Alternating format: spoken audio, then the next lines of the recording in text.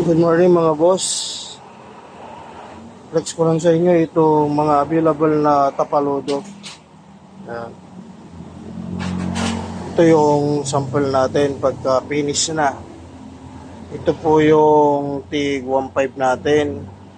At pinalitan ko na rin ng stainless bolts Allen wrench. Yan. At dito pa.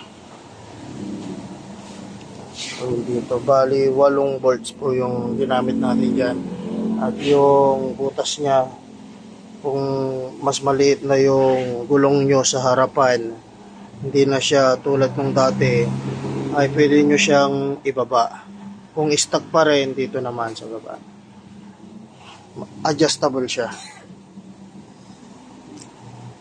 Yung presyo nito na 1.5, gawin na lang natin na 1.2.